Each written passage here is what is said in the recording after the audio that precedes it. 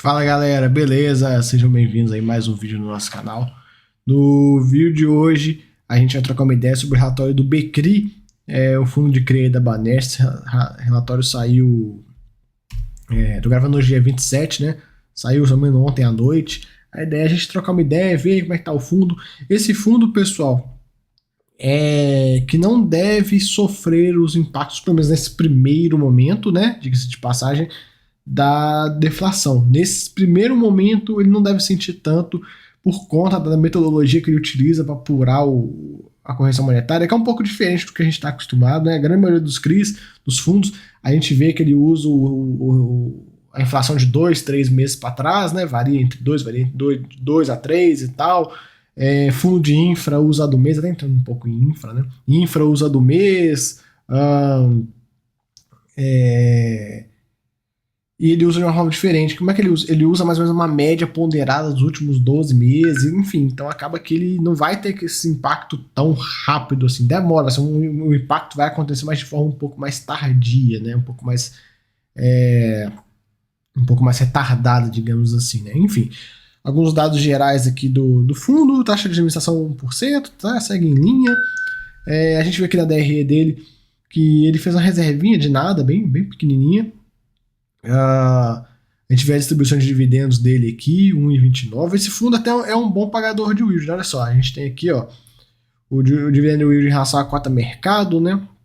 A gente não sabe que não é o ideal, mas enfim, esse fundo ele sempre é aquele tipo de fundo, tipo VRTA, HGCR, que sempre tem um ágiozinho, ele dificilmente fica abaixo do VP. A gente consegue ver as distribuições dele aqui em relação à cota mercado, e aqui embaixo os valores, né? Ele é um bom pagador de dividendos. Aqui um pouco a carteira dele. Galera, não tem muito o que ficar comentando. Tem umas posições meio questionáveis, né? Tipo círculo de compras,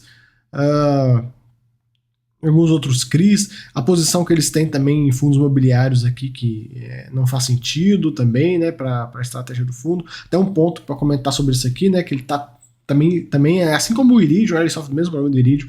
Ele está preso nessas posições, ele não consegue sair, galera. Está tomando fumo em todos nesses três fundos. No HCTR, aqui é o preço médio. No HCTR o fumo é de quase R$ 20 por cota. No Versalhes acho que já está dando uns 2, 3 reais acho que uns R$ 2 por cota. No Deva também dá uns 2, 3 reais por cota, enfim. O fumo tá grande aqui, não vai conseguir sair. Ele saiu de SNFF, né? Já estava indo nos planos do gestor. Depois de toda aquela situação do possível troca de gestão, gerou aí um barulho nesse fundo e tal. E aí o gestor acabou como forma de, sei lá, vingança, sei lá, enfim, chama como quiser. Vendeu o SNFF e tal, para mim não passa de uma birra, mas é claro, é um fundo de CRI que no primeiro momento nem deveria ter SNFF na carteira, não deveria ter nenhum FOF na carteira e nenhum outro fundo imobiliário, mas pelo menos ele vendeu a posição e eu espero que venda esses três caras também quando o mercado permitir, se permitir, né, já tem essa, mas aí vendendo, e fica só um fundo de CRI, né, galera, esse trade de fundo imobiliário com fundo de CRI com fundo imobiliário dentro é o maior tiro no pé que existe. Aqui um pouco dos dados da carteira dele. 90% em CRI, 5% em fundo imobiliário, é isso mesmo, 5% em fundo imobiliário e 4% em caixa. Aqui um pouco da alocação, o spread IPCA é bem interessante, né? IPCA mais 7,45. Lembrando que esse fundo ele é uma pegada um pouco mais um middle risk e tal, mesmo tempo que ele vai ter um CRI do Gramado Parques, que é uma multipropriedade um pouco mais arriscado, ele tem um CRI um pouco mais tranquilo e tal, então ele oscila bem entre os dois mundos, digamos assim, né?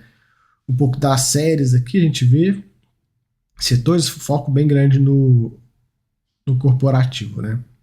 Distribuição geográfica dos CRIs e tal, duration dos ativos. Fundo encerrou aí com 4% do PL em caixa, distribuíram em 29, está com uma reservinha de 4 centavos.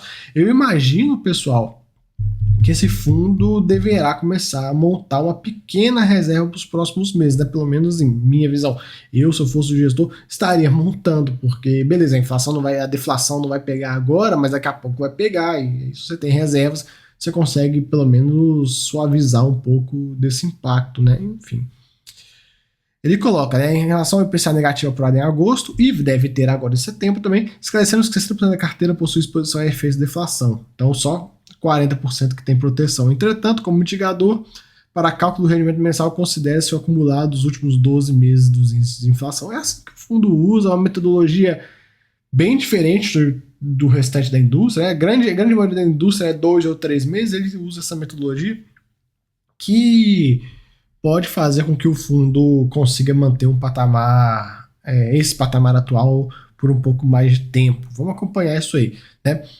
Se pegar aí agora, a gente entrando em setembro, os últimos 12 meses, 3 vão ter deflação. Claro, lá no início do ano a gente teve muita coisa que teve inflação alta, mas eu imagino, né, que esse fundo, o rendimento dele deve começar a murchar, né, digamos assim, quando tiver aí dentro desses 12 meses, 6 meses de dividendo ruim. Então, mais ou menos ali para dezembro, janeiro, porque a gente tem, julho, agosto, setembro de deflação.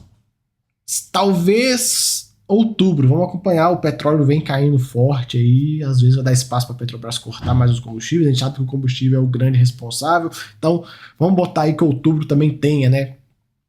Ou então algo muito próximo a zero. Então outubro com deflação, uma inflação muito, muito próxima de zero, e aí vai ter novembro e dezembro, que ainda está num horizonte de tempo muito longe para eu conseguir fazer qualquer tipo de palpite, mas de toda forma, vamos imaginar 4 meses de deflação e os últimos 2 com uma inflação bem pequenininha, dentro da meta lá e tal, que vai dar tipo menos de 0, dá menos de 0,3 ao mês. Cara, vai pegar, vai chegar nos últimos 12 meses, metade dos últimos 12 meses vão ser uma inflação muito ruim. Ruim assim, né? Boa pra gente, mas se fala ruim pro que tá de rendimentos. Mas faz parte do jogo, né? Pelo menos é uma metodologia, é uma maneira de você não sentir no ato, agora, né? Então, se você tá nesse fundo, não tem que se preocupar e tal com queda de rendimento. O único ponto que talvez possa ter uma queda de rendimento é se o gestor começar a represar resultados para compensar esse efeito que eu acabei de comentar. Enfim, vamos acompanhar isso aí. Lembrando também que ele não consegue segurar tanto o rendimento por causa do semestre e tal. De toda forma, ele pode reter lá os 5% da receita, mas de toda forma, o que ele não reter, ele vai ter que distribuir. Não for dentro dos 5%, ele vai ter que distribuir até o final do semestre e tal. Então, vamos acompanhar. Cotações da carteira de fundo imobiliário seguem pressionadas, com oscilação negativa, foi o que eu comentei, né? O fumo que ele está tomando no HCTR, no DEVA e no Versalhes. Eles conseguiram fechar a venda de SNFF, conforme eu comentei, e os recursos foram aí para ativos do pipeline. Em relação aos outros fundos imobiliários, eles seguem monitorando os resultados, tendo seus rendimentos contribuído positivamente para a receita mensal. Será? Eu não concordo muito não, sinceramente, porque pega quanto que esse fundo paga. Quer ver? Vamos lá ver. Aqui, ó. Ele pagou 1,29 no último mês. Ele pagou mais que HCTR, DEV e Versalhes. Talvez a Versalhes pagou 12 centavos, pagou praticamente igual. Então eu não vejo muito sentido. E no próximo mês esses fundos vão ser bem impactados, né? Então eu acho assim, beleza, eu entendo que o gestor ficou puto com a questão lá da troca da gestão e quis vender o SNFF. Nem deveria ter SNFF, né? Um fundo de CRI com FOF dentro, a gente já viu isso em outros fundos, não faz sentido, mas também não deveria ter HCTR, DEVA e tal, então não adianta ele ficar tipo, meio que se posicionando de forma a defender esses 3 fundos residuais, que a gente sabe que são fundos com problemas, a gente sabe que são fundos que têm as suas particularidades lá, e a gente sabe que são fundos que vão sofrer bastante agora na deflação, então eu não vejo muito sentido ficar aquela coisa, vendi SNFF e tal, com essa birra com a SNFF, beleza, eu entendo, não vou entrar nesse mérito, mas ao mesmo tempo ficar nessa coisa de contribuiu positivamente, tá, espere o próximo mês, o que ele vai colocar aqui, né, no próximo relatório, vai contribuir de forma bem ruim, diga-se de passagem. Se você pegar os últimos pagamentos desse fundo aqui, ó, ele vem pagando mais que esses caras, já não é de hoje, né, então são posições que estão puxando o fundo para trás, né? Cris Canix, né? Depois que eu falei naquela live aquela live que a gente fez com o Thiago Reis aqui no canal e tal, quando tava com a proposta de mudança da gestão. Aí voltou, apareceu o Chris Canix, uma nota falando o que tá acontecendo e tal, porque beleza, teve o vencimento antecipado, depois nunca mais falou nada, agora voltou, e é isso que eu busco, galera. Tem que ter todo santo mês. Quando um CRI dá problema, enquanto não tiver assim, passado a régua, tem que ter uma notinha lá, nem que seja igual aqui, um parágrafo. Pronto, atualiza seu cotista, cara, e aí o Chris Canix? Cara, não mudou nada do mês passado, tá na mesma. Ah, mudou, não mudou. Ah, enfim, tem que ter. Quem fez isso de forma assim, maestrosa, cara, e assim, é um fundo que eu não gosto, mas fez de forma perfeita isso, foi o MXRF. O MXRF até hoje tem uma página inteira para falar dos defaults que o fundo tomou, que ainda estão em aberto, defaults que começaram a acontecer lá em 2015, se não me engano, 15, 14, e que hoje representam menos de 1% da carteira do fundo, mas estão lá, é uma página inteira. Então, é um exemplo, o MXRF neste ponto é um exemplo pro resto da indústria inteira de fundo imobiliário de como manter seu cotista atualizado a respeito de um problema que deu no CRI, né? Enfim, falando do Scanix. Então, aí no processo de execução, a conta do centralizador do CRI está recebendo ainda algum fluxo, né, de pagamentos, e aí tem um saldo total de R$1.800.000. CRI está estruturado com 20% de cotas subordinadas, 80% de cota sênior. E o BCRI tem somente cota sênior, o que ajuda aí um pouco, né? No mês de agosto, teve uma assembleia desse CRI H2 Energy, que foi aprovada a antecipação da liquidação da operação. Que foi o que a gente chama de resgate antecipado. Você tem o vencimento antecipado e tem o resgate antecipado, né? Então, quando você decreta, né, o vencimento antecipado, igual foi no caso do Scanix, é porque o cara não tava pagando e tal, não tava legal. É o credor falar, cara, você tá me dando calote, eu tô declarando calote, né? Eu não vou esperar você não me pagar nada. E aí você pega e faz isso. E quando tem esse outro movimento, né, de liquidação antecipada e tudo, é quando a figura do devedor quer passar a régua no CRI, não quer mais o CRI. Ele arrumou uma outra linha de financiamento mais interessante, ele arrumou um dinheiro e vai quitar a operação, enfim. O que aconteceu aqui, ele coloca, né, liquidação da operação até o dia 31 do 12, da final do ano aí, solicitado pela cedente, com isenção da cobrança de taxa. Esse aqui é um ponto ruim, porque quando você tem um CRI e você liquida ele antes da hora, né? Você fala, cara, eu quero passar a régua nessa operação, não quero mais e tal. Geralmente você paga uma multa, nesse caso era 2,5%. Porém, eles deram o que o pessoal chama de um waiver, né? Que é tipo como é que eu posso... um perdão, assim. Então, uma isenção, ficha como quiser, dessa taxa. Então, não vai ser paga essa taxa. E aí vai simplesmente liquidar a operação. E aí tiveram umas dificuldades burocráticas e tal, mas nada que a gente se preocupe. Eu dei uma corrida de olho nas assembleias desse CRI para ver como é que tava lá, mas eu não vi nada que me chamou a atenção.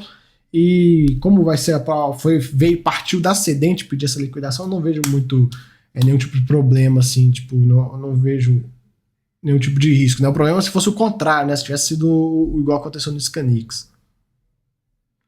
Enfim, questão de liquidez e tal, é boa, né? Esse fundo aí, como eu já comentei, ele historicamente tem um ágio interessante. Um pouco da composição do rendimento, o que é correção monetária, o que é juros, o que é ganho de capital. A receita de juros permanece mais ou menos nos mesmos patamares, né, pessoal? Ela é muito influenciada por questões de dias úteis, então provável que agora em outubro, ainda falta setembro, né? Mas falando agora em outubro, no próximo mês, como tem dia das crianças e tal, tem uma penca de feriado em outubro, pode ser que esse valor aqui caia, igual aconteceu aqui, ó, em fevereiro, que foi para 68 centavinhos. Depende muito da questão dos dias úteis. Já a parte de correção monetária é aquela questão dos últimos 12 meses que a gestão usa para calcular. E a tendência é que nos próximos meses comece a ter aí uma leve queda. Vamos acompanhar, até porque ele está pegando de 12 meses para trás. Ele está pegando uma fase que teve bastante inflação, né, o que ajuda aí o resultado desse fundo. Galera, aqui é a carteira de ativos dele. Tem muito o que comentar, né? Eles dão uma breve descrição e tal. Enfim, questão de garantias e tudo mais. E é basicamente isso que a gente tem aí para comentar do Becri. Espero que vocês tenham gostado do vídeo. Até a próxima. Fui!